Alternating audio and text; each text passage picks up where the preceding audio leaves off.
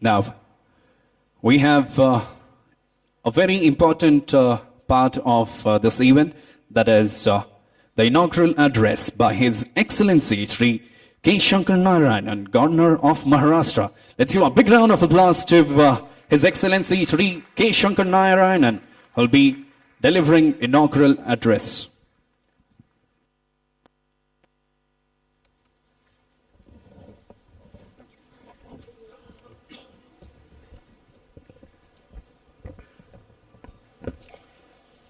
Sri Prithviraj Chavan, Honorable Chief Minister of Maharashtra, Thiru V. Narayana Swami, Honorable Minister of State for Planning, Parliamentary Affairs, Personal, Public Grievances and Pensions, Srimati Fazia Khan, Honorable Minister of State, Government of Maharashtra, Honorable Parliament members, Honorable Ministers and other dignitaries on dais, ladies and gentlemen.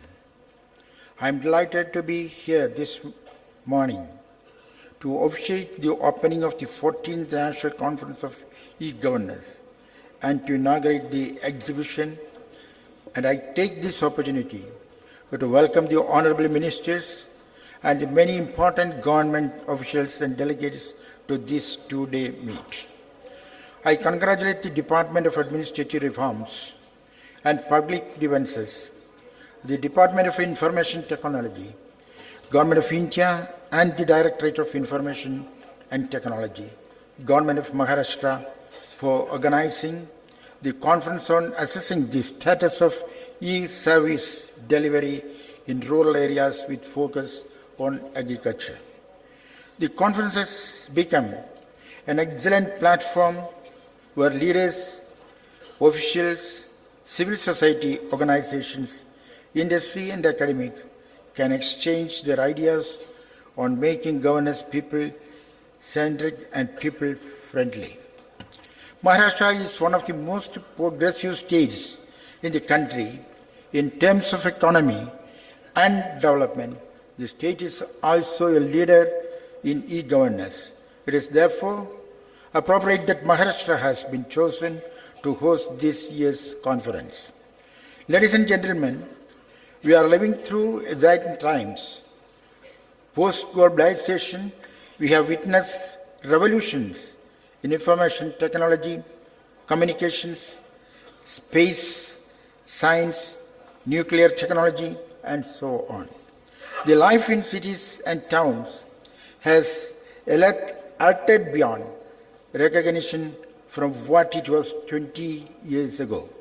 The Indian economy has strongly emerged as the fourth largest economy in the world. India has become the center of the world for constantly registering a growth rate of around 9% during the last few years.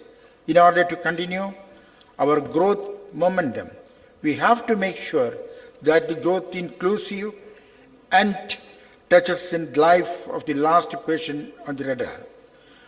Why we need inclusive growth? A large number of people in India are yet to benefit from our economic growth and prosperity.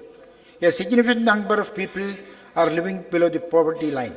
This includes rural and urban poor, women in rural areas, and particularly the people belonging to the scheduled castes, scheduled tribes, backward classes, minorities, and physically challenged.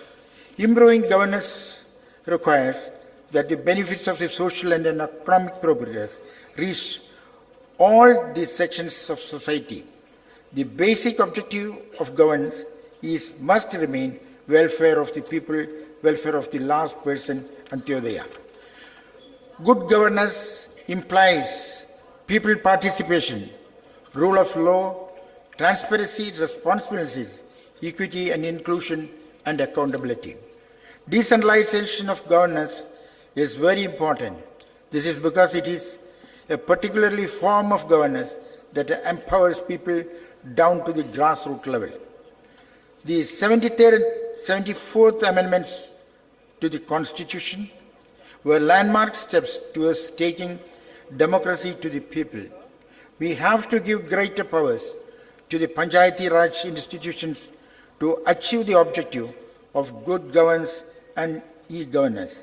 The Panchayati Raj institutions can function effectively only when there is proper training and capacity building at various levels. We need to train people, representatives.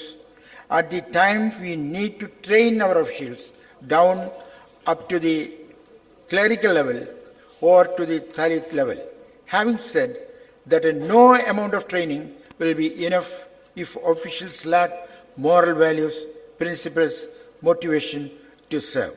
Public servants and officials must have human feeling towards the people, discipline, and dedication to duty, that the spirit of service to society must be inculcated among those who deal with the people. We need to change the attitude and mindset of public servants and officials so that they are sensitive to the rights of citizens. Secondly, proper cooperation and coordination between all levels of administration is very important.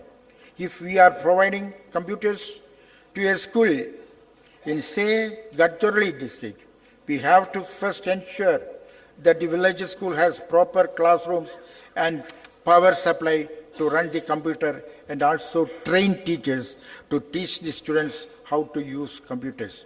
One of the biggest hurdles in good governance is corruption.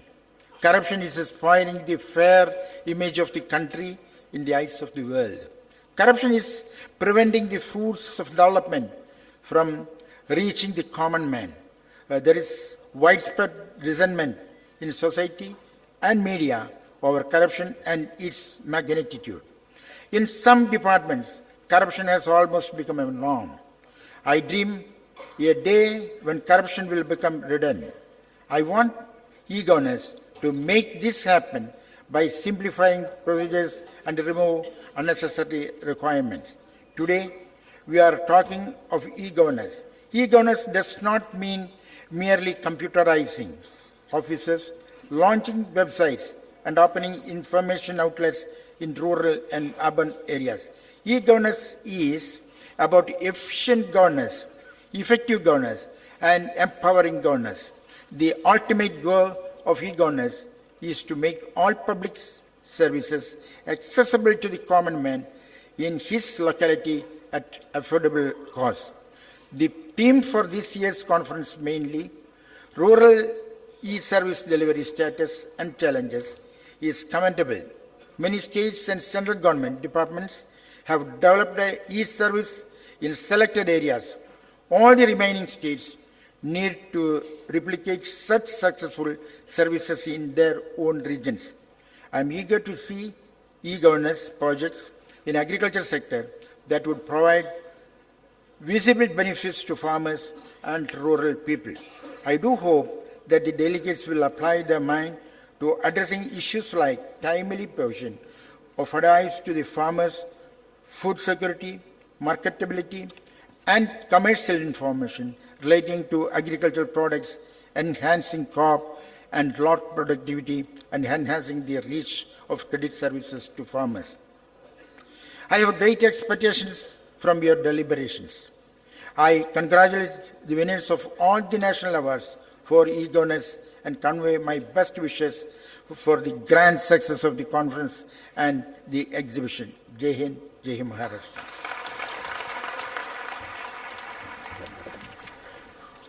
Thank you so much. Well, ladies and gentlemen, that was His Excellency Sri K. Shankar Narayanan, Governor of Maharashtra.